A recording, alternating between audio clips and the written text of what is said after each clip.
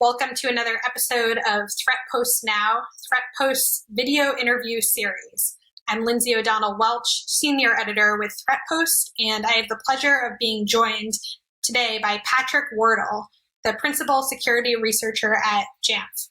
Patrick, thanks so much for coming onto the show today. Thanks, Lindsay. Thanks for inviting me.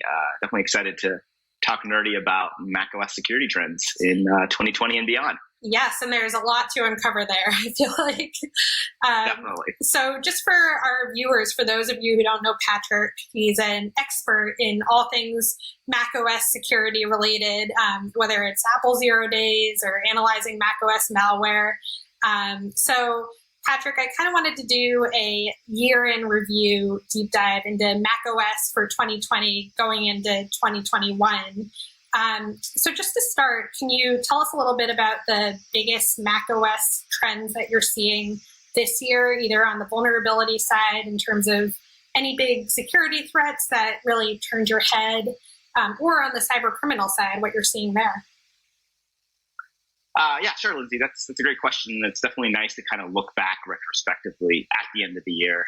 So one kind of area that was interesting to me are large security vulnerabilities on the iOS platform that actually also impacted macOS as well. So kind of off the top of my head, the T2 vulnerability, if you're familiar with iOS, the check brain exploit, that actually impacted Mac computers as well. And that was kind of interesting because that only kind of came out secondarily, but the fact that an attacker with physical access could gain access to this low-level T2 chip and then do all sorts of shenanigans on MacBooks and Mac systems, I think was a really big story. Another instance, really nice iOS vulnerability that Ian Beer found also impacted macOS. We're seeing a lot of really powerful bugs found predominantly on the iOS platform. I think there's more interest, more research going on there.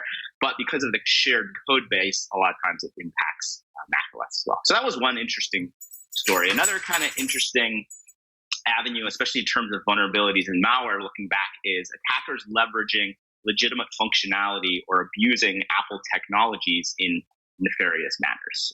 So for example, we had a scenario where an iOS application, TuTalk, not to be confused with TikTok, TuTalk had been submitted to the the iOS App Store. Turned out to be a utility designed by a foreign government to spy on its citizens.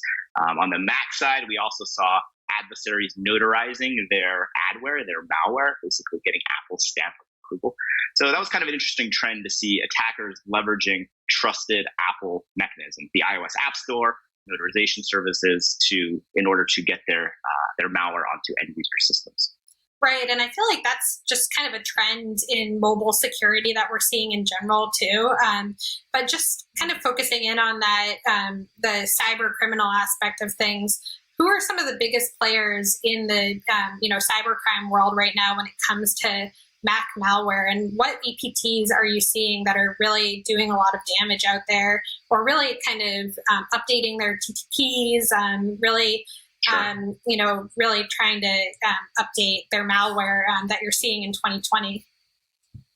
Yeah, so there's two main categories. You kind of have cyber criminals, and then you kind of have more nation state adversaries. So on the cyber criminal side, we really see adware continuing to proliferate, target macOS systems just indiscriminately. And this is because I think there's so much money to be made off adware that the adware authors are incredibly motivated, and thus we're seeing a lot of innovation from a kind of an offensive point of view, where, for example, they're finding ways around Apple notarization services or finding very creative ways to infect user systems. So that's one large trend, and I would say one cyber criminal area where we're really seeing. On the other side, we have the more sophisticated APT groups that are usually going after individual targets or certain companies or networks, right? They're not as indiscriminate. The most well-known is probably the Lazarus group, which is normally attributed to the North Koreans. They are very prolific in the macOS space. So we're seeing a lot of new tools and techniques coming out from them. We're seeing them continue to evolve their capabilities on macOS. For example, we're seeing them use in-memory payloads.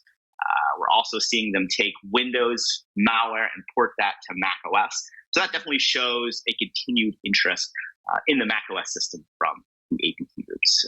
Now, I will caveat there are clearly other APT groups that maybe we just don't see or know about. Unfortunately, there's always some, I would say, known unknowns. So that's something I always want to caveat. But I would say Lazarus Group is probably the most visible in terms of Mac-focused APT groups. Right, definitely. Well, on a more positive note, you previously mentioned early on in the beginning of this year that Apple was, overall moving in a positive direction from a security point of view, in terms of the fact that they continually add malware mitigation and security features that are based on or built into the OS. Has this continued throughout the year, both from a security and privacy perspective? What are you seeing there? Yeah, so I do sometimes criticize Apple for their missteps, but I really also should give them a lot of kudos for really moving in a positive direction. They have an incredible security team. They have, really a group of top-notch researchers that I think are really driving the platform in a really positive point of view from a security point of view. Some examples, Big Sur coming out. There's a lot of built-in security features. For example, the notarization, which basically means that software has to be approved by Apple before it's run. And yes, there are ways to perhaps sidestep that or get Apple to approve that. But overall, it's a really good step in the right direction and should really thwart the majority of social engineering attacks where, for example, adware tries to trick users to infect themselves. So that's really great to see. We also see with the introduction of Apple silicon-based hardware, these have custom Apple chips, and that provides a lot of security pretty much at the hardware level. So we talked about the T2 vulnerability. That's something that's kind of in the past now with these new hardware. So we really see Apple both elevating the security in their hardware and their software. So again, kudos to Apple for continually moving in a positive direction and definitely raising the bar in terms of being able to hack and persist on their systems, on their software and hardware. Right. And I know, too, from a privacy perspective, they've done a couple of different things there, too. I know they had some new, restrictions for iOS and macOS developers where they're required to provide more detailed information about how their apps collect info and what data they collect and what it'll be used for. So that's an interesting one, too, just from a privacy perspective. Yeah, that's a great point, Lindsay. And I think Apple is truly a privacy-centric company. I really look at the business model, right? They make a lot of money off selling you expensive hardware and using other their services. So that means they don't have to monitor what you're doing. Other big tech companies give you everything for free, and they have to recoup costs some way, which they do in ads. Use this new extension, which Apple is suggesting. Since the traffic wouldn't be routed through any of these firewall products, it's a very trivial way to circumvent this extra around the world benefit from so financially motivated. They then become, as a result, incredibly innovative. So I think we'll just see continued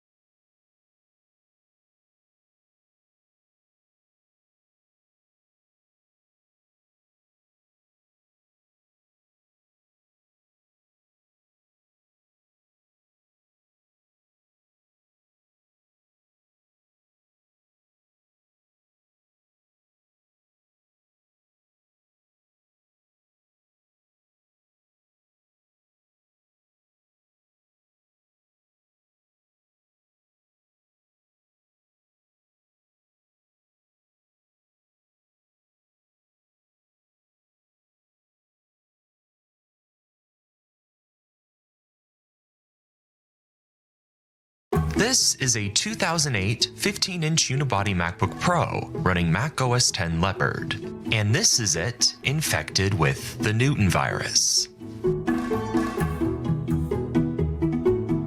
Yes, what you are looking at is real, and in around 2008 to 2009, it was something that was not exactly uncommon on Apple computers.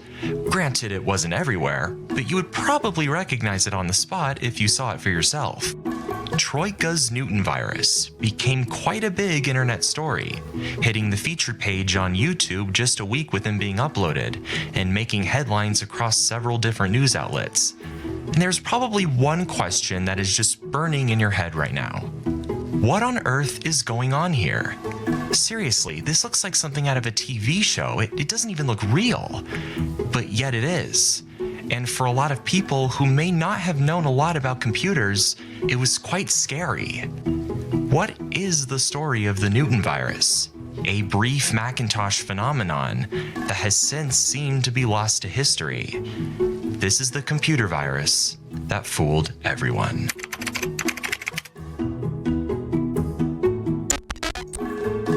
Troika is the name of a contemporary art group formed in 2003.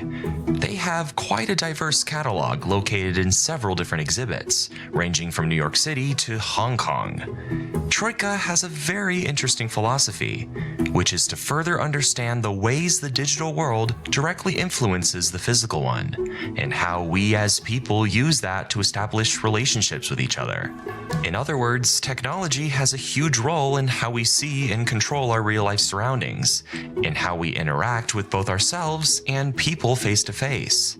2003 was a year in the middle of a huge digital boom, so Troika found that it was the perfect time to start investigating the how and why this was the case.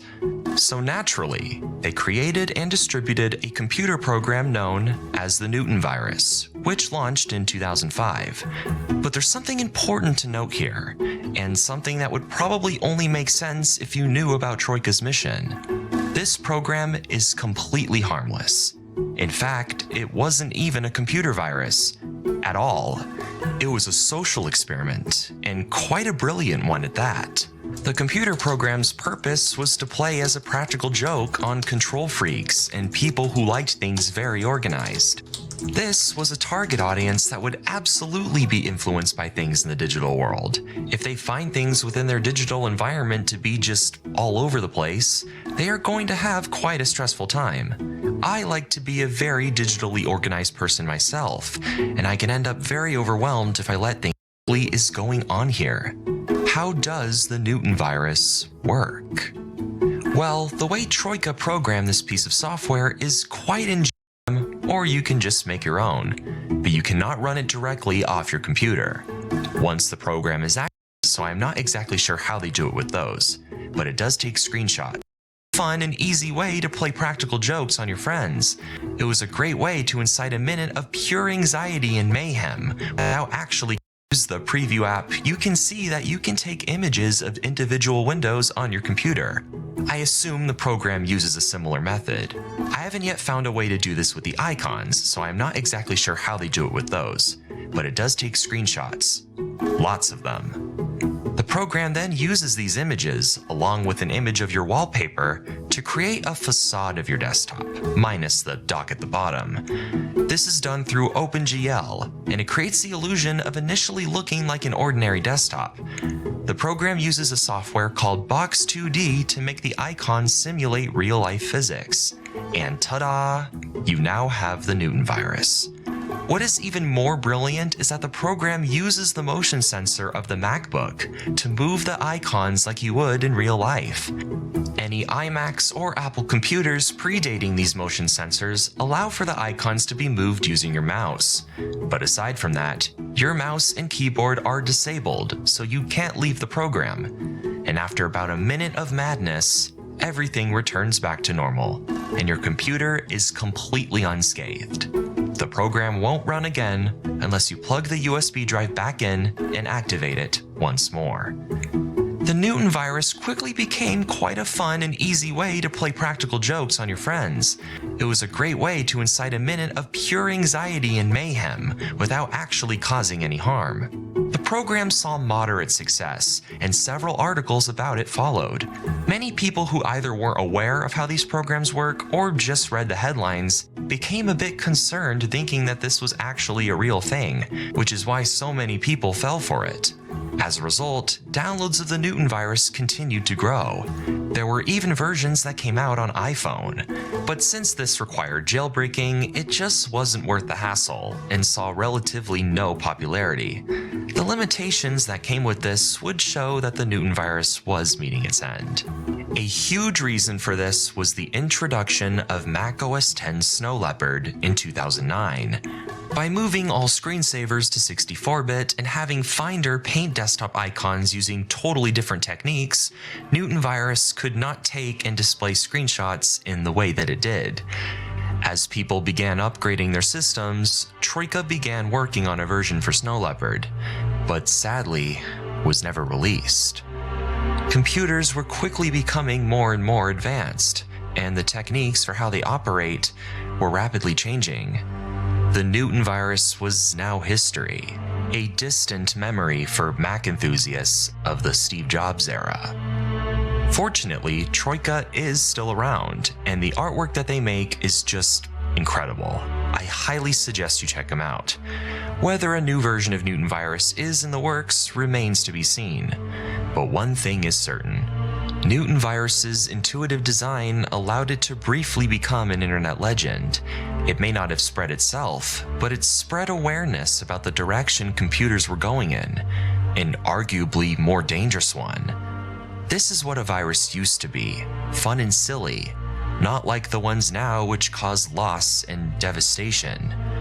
Newton virus did exactly what it wanted to. It gave many laughs and succeeded in becoming the computer virus that wasn't. Though what's even more interesting than the tale of Newton virus's relatively short life is actually seeing it for yourself in action.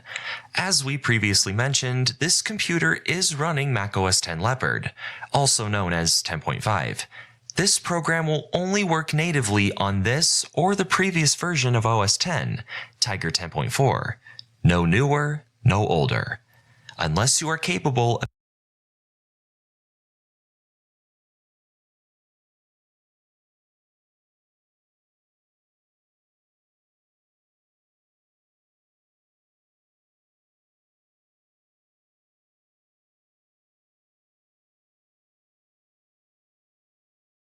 Alright everyone, recently somebody sent me a message asking why Macs don't get viruses. And a really good video to watch just to get a general overview and compare and contrast the history of OS X versus Windows is to watch this video from MrBit10 entitled Market Share and Viruses. So in this video he goes a little bit into Unix being a multi-user operating system and how it was designed to go on the network. And he also goes on to explain that Windows was designed just for single-user personal computer use, and really security was an afterthought built into Windows. And I agree with pretty much this entire video and the points that he makes. So today I'm just going to go a little bit more in depth into the multi-user aspect of the Unix in OS X and look at file permissions and why it is programs or malicious programs have such a hard time writing themselves into the file system and infecting OS X machines. Every file and directory in Mac OS X has a set of permissions associated with it.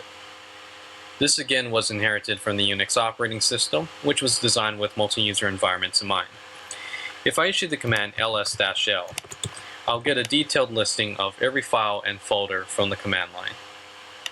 Here I can view things such as file mode, the number of items when working with directories, a file's owner, the group that the owner belongs to, the file size on disk, the file creation or modification date, and finally the file name itself. So looking a little more closely at this, The first letter in the series of characters is going to indicate to you whether you're working with a directory, an individual file, or a symbolic link. And a symbolic link in Unix is very similar to an alias in Mac OS 9 or Mac OS 10. And after that, you'll be working with the actual permissions of a file or folder. And here you have user permissions, group permissions, and finally, special permissions. Going a little bit deeper, these permissions can actually be broken down into read access, write access, and execute access. So in the case of programs on your hard drive, read access means that you can open a file and read from it. And in the case of running a program such as Terminal or Firefox, that means that the system can read the file on your behalf and run it. If a file has write access, that simply means that you can open the file, modify it, save it, and make changes. Execute access is a special flag in Unix, and execute access belongs to applications or programs that can run through your CPU. And again, this serves as a safeguard to distinguish executable programs from normal scripts or text files that live on your hard drive. So with the execute flag in place, you have an extra layer of protection that tells the operating system when it's actually running a program through your machine's hardware. And when the execute flag is set in respect to your given owner, that means that the owner of the file can actually execute that program. Now, going on a little bit further with these owners, the root owner means that belongs to the system, or OS X itself. And root is very specialized and highly isolated, and it's even at a level in terms of access. It has a higher access level than even an administrator. So most of the time when you're dealing with system files or system directories that are owned by root or by the system, you're going to have to end up typing your password to make sure that you really want to make changes to the files that belong to root. And usually root files and root directories belong to the group called wheel. And that's just to indicate that, once again, it belongs to a very specialized group of users belonging to your computer. And all of the root entries are typically associated with the wheel user group in OS X.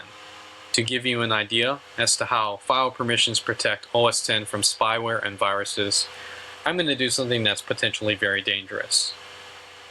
Right now I'm in my system/library/core services directory, and entering any commands or typos in this directory could render your Mac unusable. So only do this if you're very familiar with the terminal and if you know exactly what you're doing. For the purposes of demonstration, I'm going to relist all the files in this directory, and I'm going to try and delete a folder that I may not need anymore, such as iSite updater. So I'm going to issue the command rm-r iSite updater, and when I press enter, it's going to prompt me and stop me from deleting the file. And the reason why is because currently I'm logged in as JZ, and I can tell who I'm currently logged in as just by typing in the command, who am I? So because I'm not the owner of this file, it's going to stop me and it's going to ask me, do I want to override the permissions for this file? And currently the person or the ownership belongs to the system Mac OS X. And once again, you can tell because it's listed as root. So I'm going to type in yes. And it's going to run into a problem and say that permission is denied. And this is because, once again, the root user is the highest level user in Mac OS X, or in any Unix system in general. And it's going to stop me because the root user is so specialized and so protected. So even if I wanted to delete this, there's no way it would let me. It would just say permission denied. Now, if I really wanted to be dangerous and malicious, what I would have to do is invoke the sudo command and type in sudo rm-r r eyesight/updater. And if I press enter, it's going to prompt me for my password. And once again, this should be very familiar, such as when you install a program into your applications directory or make any changes like when you do a software update. It's always going to ask you for your password before making system level changes. And the reason why is because, once again, it goes back to the concept of file permissions. And everything that lies on top of the Unix layer, everything that happens in the GUI, and whenever you're prompted for your password, it needs that password so it can specially access the file permissions and make system level changes to your system. No operating system can ever claim to be bug or virus free. But when Apple chose Unix as the basis for Mac OS X, they went a long way in closing the door to a lot of infections, bugs, and spyware that often plague Windows systems. Even though Apple has a long way to go in terms of security and some of their internal security review policies, I believe that with Unix as the underlying foundation to OS X, many users of the computers are going to continue to have trouble-free experiences. And I do have a healthy criticism of Apple for some of their security practices, but I'll get into that into a later video. So anyways, that's just my overview of file permissions, Unix, and Mac OS X. Alright, that's about it. Peace.